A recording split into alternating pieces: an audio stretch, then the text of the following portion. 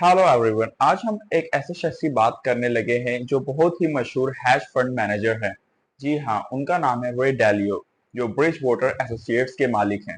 उनका बिजनेस और investing style ने दुनिया भर को इंस्पायर किया और आज इस टाइम तक उनकी total net worth over 16 billion dollar से भी ज्यादा है। एक ऐसा इन्वेस्टर जिसने अपनी थिंकिंग को इंटायरली डिफरेंट अप्रोच दिया और दुनिया के सबसे सक्सेसफुल हैश फंड मैनेजर्स में से अपना नाम बनाया। तो दोस्तों, ये है रे डालियो। तो बिना टाइम वेस्ट किए इस वीडियो की शुरुआत करते हैं और जानते हैं कि इन्होंने इतनी सक्सेस कैसे हासिल की।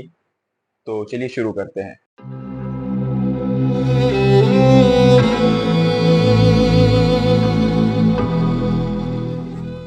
रे डालियो 1949 में न्यूयॉर्क में पैदा हुए। उन्होंने हार्वर्ड बिजनेस स्कूल से अपनी एमबीए की डिग्री हासिल की।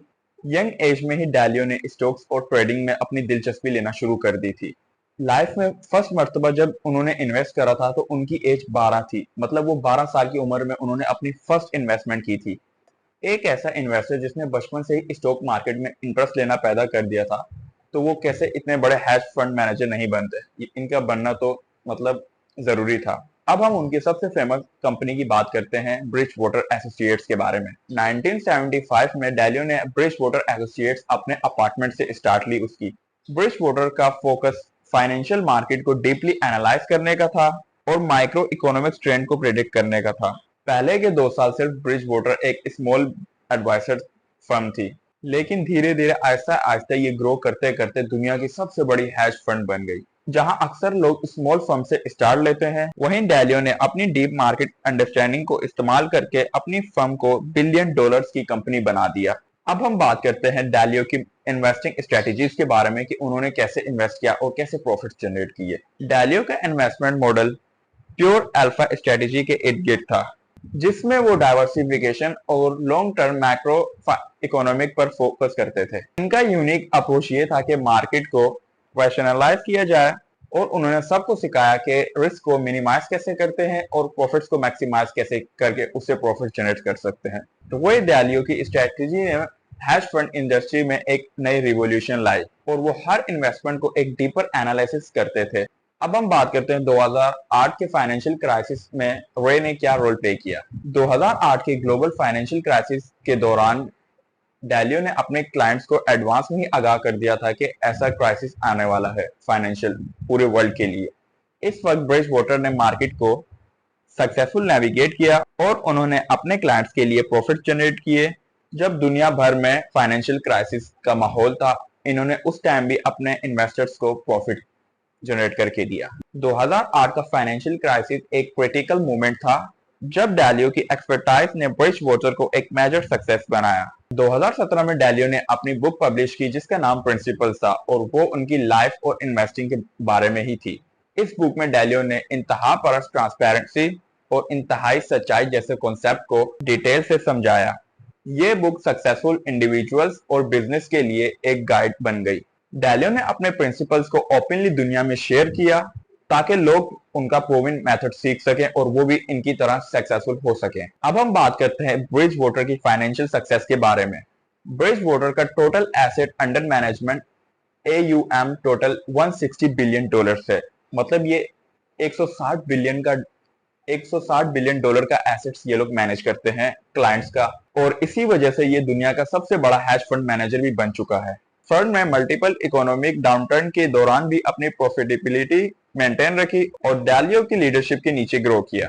ब्रिज वाटर की सक्सेस का राज डालियो की डीप अंडरस्टैंडिंग और मार्केट एनालिसिस है और ग्लोबल मार्केट के वर्किंग को प्रेडिक्ट करने की एबिलिटी की वजह से ये सब पॉसिबल हो सका। डालियो ने अपने बिजनेस को ज्यादातर प्राइवेट ही रखा, लेकिन अपनी लीडरशिप और प्रिंसिपल बुक के जरिए दुनिया को अपने तरीके कार बताए कि मैं ऐसे इन्वेस्टिंग करता हूं और ये मेरे रूल्स हैं। ब्रिज वाटर का main focus high profile institutional client को अट्रैक्ट करना था, जिसमें सोवरेन वेल्थ फंड्स और गवर्नमेंट एंटिटीज शामिल हैं।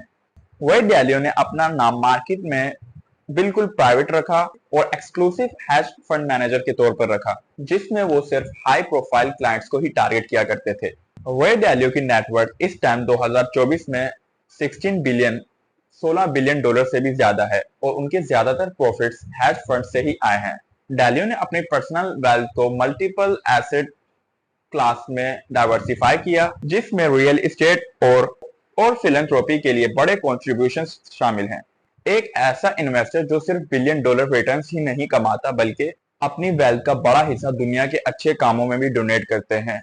डालियो ने अपनी वेल्थ का साइनिफिकेंट फिलैंथ्रोपिक कॉसेस के लिए डोनेट किया है, जिसमें पॉवर्टी एलिवेशन और क्लाइमेट चेंज को एड्रेस करना शामिल है।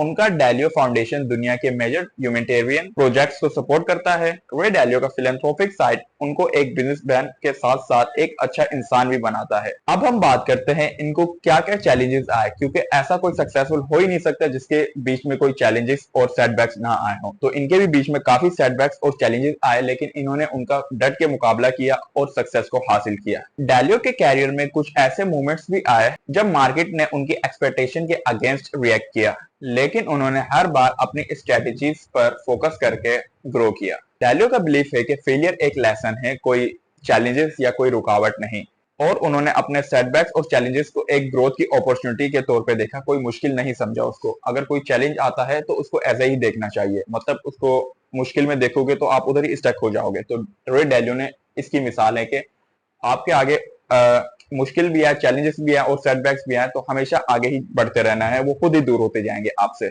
और रे डालियो ये मानते हैं कि हर फेलियर से कुछ ना कुछ सीखना चाहिए और उससे हमेशा कुछ सीखना चाहिए। जो भी फेलियर आता है उसको फेलियर मत समझा जाइए, और हर सेटबैक आपको एक और नई कामयाबी की सीढ़ी तक पहुंचाता है। रे डालियो ने अपने क्लाइंट्स को हमेशा सिखाया है कि रिस्क को कैसे मैनेज किया जाए और अपने इन्वेस्टमेंट्स को लॉन्ग टर्म ग्रोथ के लिए बेनिफिशियल बनाया जाए। इनका सिर्फ शॉर्ट टर्म प्रॉफिट्स पर ही फोकस नहीं बल्कि लॉन्ग टर्म इकोनॉमिक ट्रेंड्स पे भी अपना विजन रखना जरूरी है। डालियो का रेडिकल ट्रांसपेरेंसी का प्रिंसिपल एक सक्सेसफुल टीम और ऑर्गेनाइजेशन बिल्ड करना इसेंशियल है। रे डालियो की कहानी एक इंस्पायरिंग एग्जाम्पल है कि कैसे एक हैज फंड मैनेजर बिल्कुल छोटी सी शुरुआत से बिलियंस ऑफ डॉलर्स का एम्पायर खड़ा करता है और अपना विजनरी माइंडसेट रखता है, क्योंकि कोई सेटबैक्स और चैलेंज पर स्टक नहीं होता और हमेशा ही आगे बढ़ता रहता है। तो इनकी कहानी से हमें ये सीखना है कि कैसे सेटबैक्स को रुकावट या मुश्किल के तौर पर नहीं देखना बल्कि उसको एक अपॉर्चुनिटी के तौर पर देखना है। तो दोस्तों, ये थी रे डालियो की कहानी और इंस्पायरिंग स्टोरी कि उन्होंने कैसे सक्सेस हासिल की और दुनिया के सबसे बड़े हैज फंड मैनेजर बने। तो उम्मीद करता हूँ कि इस स्टोरी से आपने बहुत कुछ सीखा होगा और इस वीडियो से भी आपको बहुत इंफॉर्मेशन मिली होगी।